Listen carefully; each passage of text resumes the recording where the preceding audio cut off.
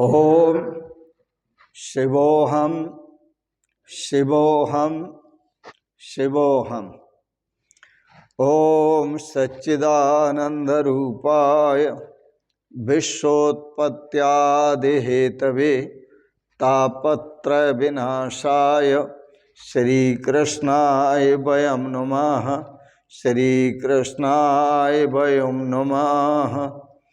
ओम अखंडानंद बोधाय शिष्य संतापहारणे सच्चिदानंद रूपाय तस्मै श्री गुरवे नमः। तस्मै श्री गुरवे नमः। ओम अज्ञानतिमिरान्धस्य ज्ञानाञ्जनशलाकया चक्षुरुन्मीलितं येन तस्मै श्री गुरवे नमः। तस्मै श्री गुरवे नमः। पूर्व प्रसंग में आप श्रवण कर रहे थे श्रीमद् भागवत में वामन भगवान के अवतार की कथा। गुरु बृहस्पति जी ने वामन भगवान को त्रकालिक संध्या करने का आदेश दिया। संध्या में अघमर्षण करना है। अघमर्षण का अर्थ होता है कि ध्यान को हर तरफ से हटाकर नियमित रूप से अपने मन को उस चेतन परमात्मा में लगाना है।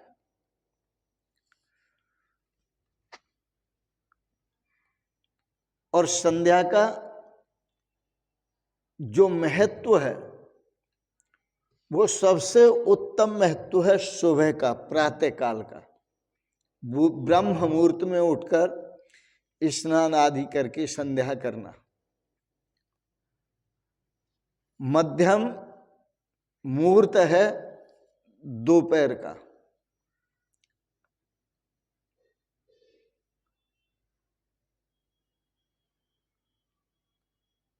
प्रातः काल ब्रह्म मुहूर्त में उठ के स्नान आदि करके जब संध्या करते हैं तो उस समय सभी नक्षत्र आकाश में दिखते हुए होते हैं। इसलिए सुंदर नक्षत्रों की उपस्थिति में संध्या करना अति उत्तम है। और जब नक्षत्र दिखते न हो, सूर्य नारायण निकल आए, उस समय संध्या करना मध्यम है। और जब और देरी हो जाए 10-11 बजे फिर संध्या करना अधम है। इसलिए संध्या का जो समय है वो प्रातः काल का ही सुनिश्चित किया है। संत महापुरुष प्रातः काल आपको जगाते हैं और जगाते हुए कहते हैं, बेला अमृत गया आलसी सो रहा बन अभागा, साथी सारे जगे तू न जागा। बड़ा सुंदर संदेश देते हैं। बेला अमृत गया, ये अमृत बेला मानी जो समय है प्रातः काल का वो अमृत स्वरूप है।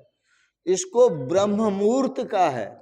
ब्रह्म मुहूर्त में ब्रह्म का ध्यान करना, सच्चिदानंद प्रभु का ध्यान करना अति उत्तम है।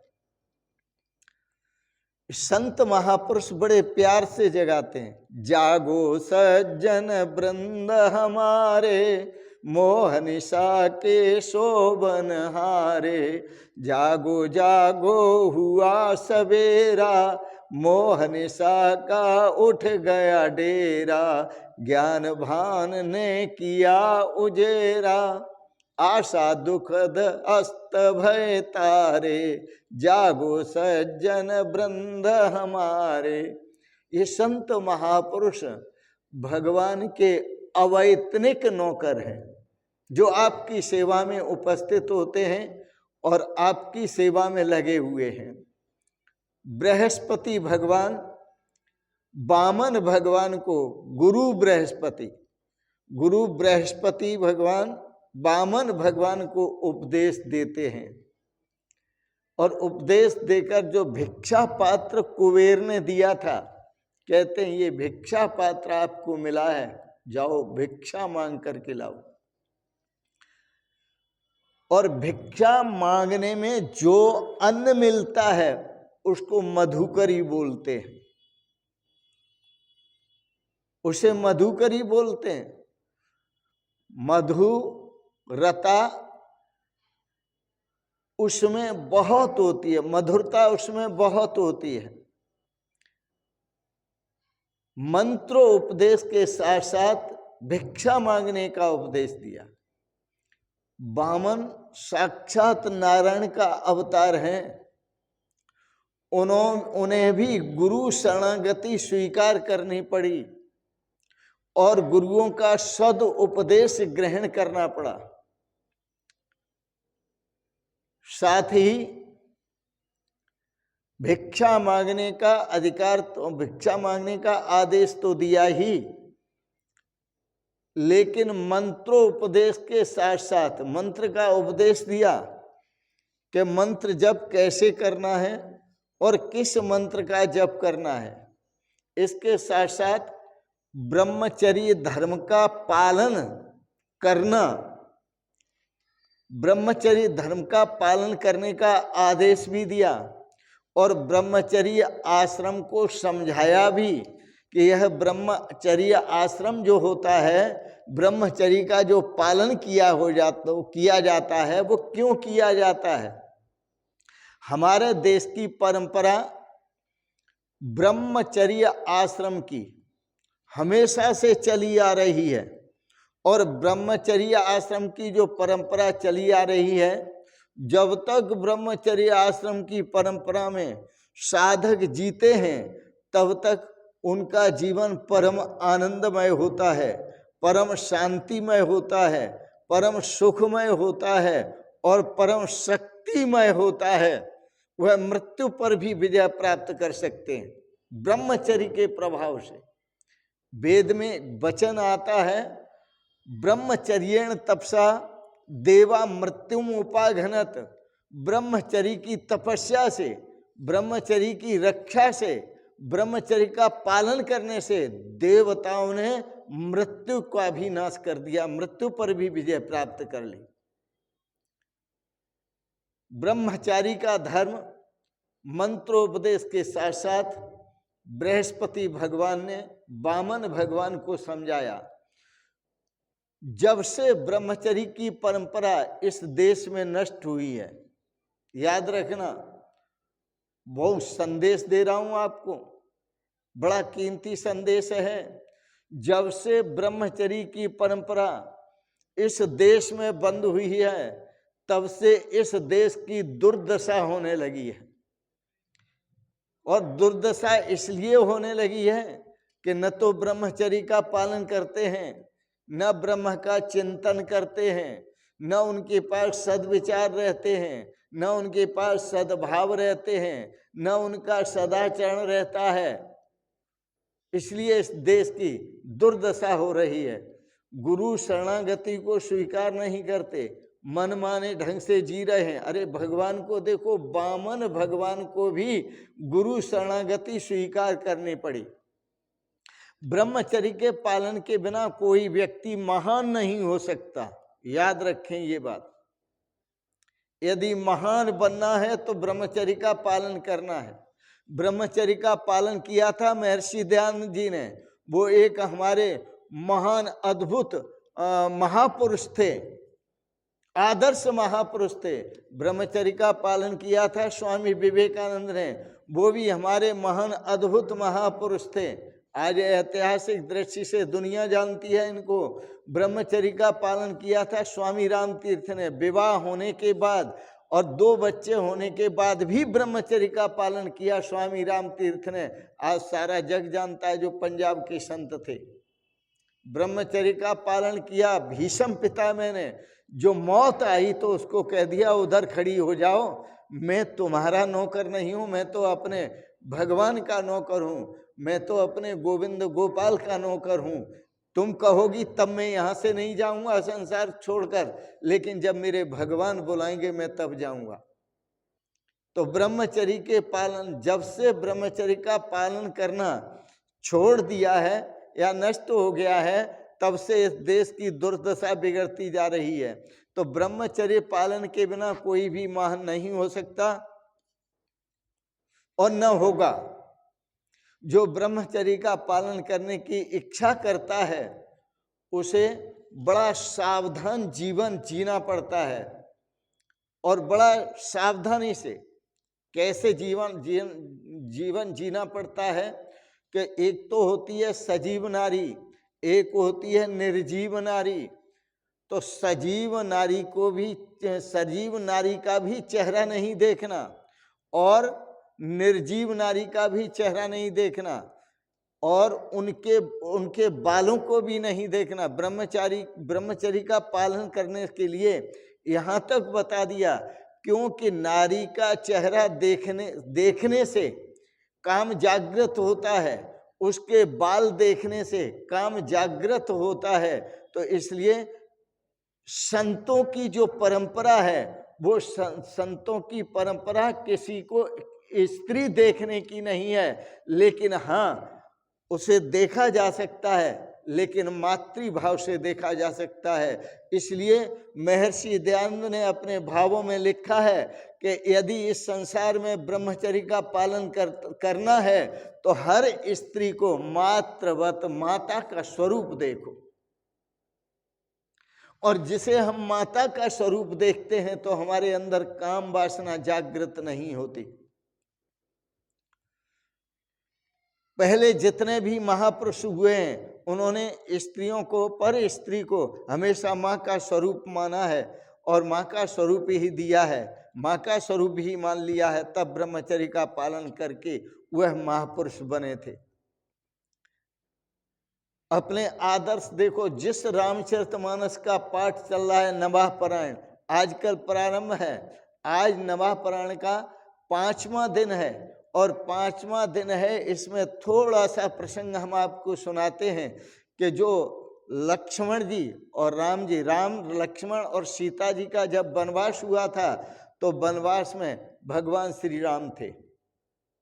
एक बार भगवान श्री राम बैठे हुए थे और साथ साथ बैठे हुए थे, तो साथ साथ बैठ करके लक्ष्मण 14 वर्ष तक अपनी भाभी के साथ वन में रहे। उन्होंने सीता जी के मुख का कभी दर्शन नहीं किया, हमेशा चरणों को ही देखते रहे। एक बार श्री राम जी ने पूछा लक्ष्मण से, लक्ष्मण भैया यह जो चंद्रहार है यह तेरी भाभी का है क्या? लक्ष्मण जी ने कहा भैया मैं क्या जानूं, मुझे नहीं मालूम। आप सोचिए 14 वर्ष तक अपनी भाभी के साथ रहे और वो चंद्रहार का उनको पता नहीं ये भाभी का है या नहीं। राम जी ने कहा तुम 14 वर्ष रह रहे हो, बहुत वर्षों से रह रहे हो भाभी के साथ, और तुम्हें चंद्रहार का पता नहीं। लक्ष्मण ने कहा हाँ, और पूछो। तो उन्होंने जैसे पायजेब वगैरह होती है उसको आगे किया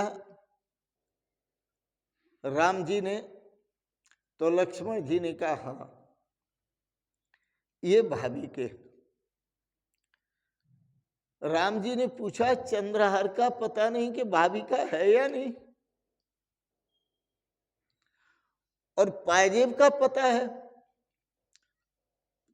तो लक्ष्मण जी ने कहा हाँ उसका पता मुझे इसलिए है कि मैं अपनी भाभी के सदा चरणों की वंदना करता था। और श्रीमद् भागवत में एक सुंदर श्लोक है, ना हम जानामि केयूरे ना हम जानामि कुंडले नूपुरे नूपुरे त्वाभिजानामि नित्यम पादाभिवंदनात्। बोले भैया, मैं तो न तो चंद्रहार को जानता हूं न कुंडलों को जानता हूं जो कानों में पहने जाते हैं, लेकिन मैं भाभी के जो नूपुर हैं उनको जानता हूं। ये भाभी के नित्यम पादा अभिवंदनात्, क्योंकि मैंने भाभी के चरणों की सदा वंदना की है।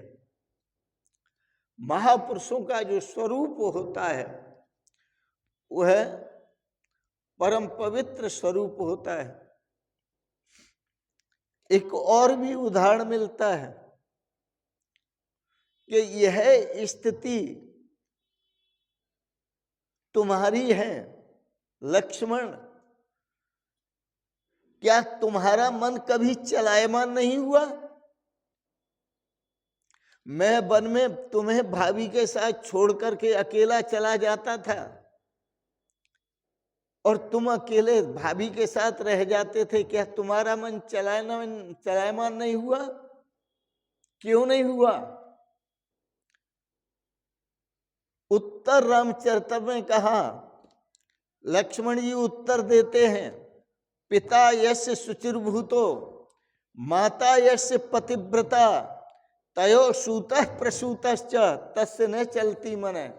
भैया, माता यस्य पिता यस्य शुचिर्भूतो, जिसका पिता परम पवित्र है। दशरथ का मतलब 10 इंद्रियों पर शासन कर लेने वाले, जिनका पिता परम पवित्र है। माता यस्य पतिव्रता, और जिसकी माता पतिव्रता है। तयो सूता है प्रसूतश्च, उन दोनों के द्वारा, दोनों के संयोग से धारण किया हुआ गर्भ और उस गर्भ से उत्पन्न हुआ बालक, उस बालक का तस्य न चलती मन है, उस बालक का मन कभी विचलित नहीं होता। तो बृहस्पति भगवान ने ब्रह्मचर्य पालन का आदेश दिया, भिक्षा करके निर्वाह करने का आदेश दिया। तो इस प्रकार से श्रीमद् भागवत में बड़े सुंदर आदर्श प्रस्तुत हैं। हमने आपको रामचरितमानस का आदर्श सामने रखा, उत्तर रामचरितम का आदर्श सामने रखा। इसलिए यह कैसा आदर्श पालन करना है कि ब्रह्मचर्य का पालन करने में सारे आदर्शों का समूह भरा हुआ है। आंख से भी ब्रह्मचर्य का पालन, कान से भी ब्रह्मचर्य का पालन, हाथों से पैरों से सभी इंद्रियों से ब्रह्मचर्य का पालन करना है। मैं आपको एक भजन सुनाता हूँ, बड़ा सुंदर भजन है और वह मैं बचपन में बहुत गाया करता था उस भजन को, जो ब्रह्मचर्य से संबंधित है। ब्रह्मचर्य की बिन रक्षा के रोगी नर कहलाता, जिंदा उसे कहो मत वीरो जीते जी मर जाता। ब्रह्मचर्य की बिन रक्षा के रोगी नर कहलाता, जिंदा उसे कहो मत वीरो जीते जी मर जाता। मानवता की शान देह का प्राण वीर्य बतलाया, झूठे भोगों में फंस करके क्यों सर्वस्व गमाया। करो मति तुम तामस भोजन अधिक नींद मत सो, ब्रह्मचर्य अनमोल खजाना इसे वृथा मत खो। लाल मिर्च और गरम मसाला तेल खटाई खाने से, ब्रह्मचर्य की शान घटेगी गंदे गाना गाने से। वीरपात से तेज मिटेगा अपना ही संहार सुनो, ब्रह्मचर्य की महिमा से यज्ञ आदर्श तुम्हार सुनो। तुम्हारा जीवन बड़ा आदर्शमय बनेगा। तो नाम चलेंगे इतिहासों में, लेंगे लोग सहारा, ब्रह्मचर्य की रक्षा कर लो, अपनी ब्रह्मचर्य की रक्षा करो। और इतना ही नहीं कहा, बूंद बिंदु बिंदु में छिपा हुआ है मानव का आकार सुनो, वीर्यपात से कांति नाश हो, अपना ही संहार सुनो, ब्रह्मचर्य की ही महिमा से यश आदर्श तुम्हारा, नाम चलेगा इतिहासों में, लेंगे लोग सहारा, ब्रह्मचर्य की रक्षा कर लो, यह एक दवा अनूठी। हर आदमी बीमार है, हर आदमी परेशान है, क्योंकि इतना मानसिक रोगी है, शरीर से रोगी है, क्यों है? क्योंकि वह ब्रह्मचर्य का पालन नहीं करता। ब्रह्मचर्य की रक्षा कर लो, यह एक दवा अनूठी, मुर्दे से जिंदा कर देती यही सजीवन बूटी, ब्रह्मचर्य की रक्षा कर लो, यह एक दवा अनूठी, मुर्दे से जिंदा कर देती यही सजीवन बूटी, कहें प्रकाशानंद नहीं क्या कर सकता ब्रह्मचारी, ब्रह्मचर्य की रक्षा करना तुम्हें कसम नर नारी, कहें प्रकाशानंद नहीं क्या कर सकता ब्रह्मचारी, ब्रह्मचर्य की रक्षा करना तुम्हें कसम नर नारी। संतों ने तुम्हें कसम खिलाई कि ब्रह्मचर्य की रक्षा करो। यदि मानव बचपन से ब्रह्मचर्य की रक्षा करता है तो उसका गृहस्थ आश्रम भी आदर्श गृहस्थ आश्रम होता है, और ब्रह्मचर्य की रक्षा करता है तो उसका संन्यास आश्रम भी आदर्श संन्यास आश्रम होता है, वानप्रस्थ आश्रम भी आदर्श वानप्रस्थ आश्रम होता है। तो आदर्श जीवन जीने के लिए ब्रह्मचर्य का आदर्श ग्रहण करना है, स्वीकार करना है और ब्रह्मचर्य का पालन करना है, अपने जीवन में श्रेय और सौभाग्य को प्राप्त करना है। आज इतना ही। आपने बड़े प्रेम और श्रद्धा से बृहस्पति भगवान का दिया गया उपदेश वामन भगवान को श्रवण किया। आपने श्रवण किया, इसके लिए बहुत बहुत अनुग्रहित हैं और आप सबके लिए मंगलमयी शुभ कामनाएं करते हैं। भगवान आपको सदा सपरिवार स्वस्थ और सुखी बनाएं, सदा आप संयमी रहें और ब्रह्मचर्य का पालन करें, अपने जीवन में श्रेष्ठ सौभाग्य को प्राप्त करें, सपरिवार अपना आदर्श जीवन जिए। इन शब्दों के साथ ही आपको कोटि से मंगलमयी शुभ कामनाएं करते हुए बहुत बहुत शुभकामनाएं, बहुत बहुत आशीर्वाद और बहुत बहुत प्रणाम प्रणाम प्रणाम। शिवोहम शिवोहम शिवोहम।